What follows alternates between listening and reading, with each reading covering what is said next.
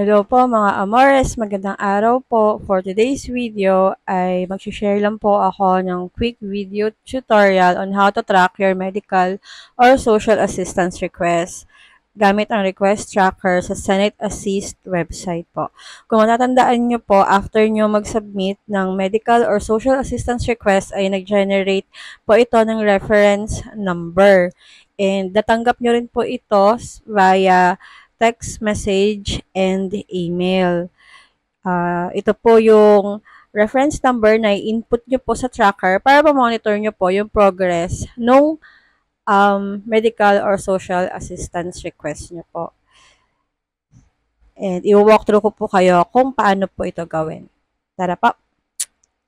Sa inyo pong internet browser ay i-type nyo lang po ang Senate Assist and yung first search result, i-click nyo lang po. Ayan, ito po yung homepage ni Senate Assist.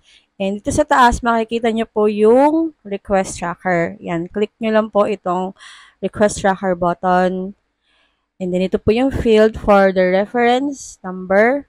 Input nyo po yung na-receive nyo pong reference number.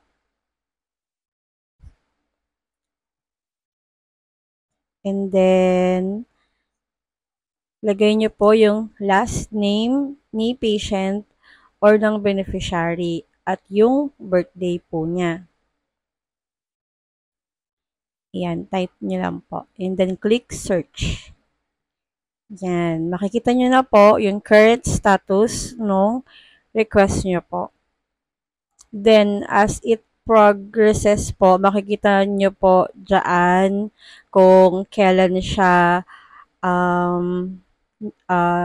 nire-review, in progress status, qualified status, may timestamp and date naman po yan.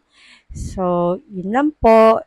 If nakatulong po ang video tutorial po na ito, don't forget to hit the subscribe button, like, and share nyo rin po ito para mas marami pa po tayong maabot at matulungan.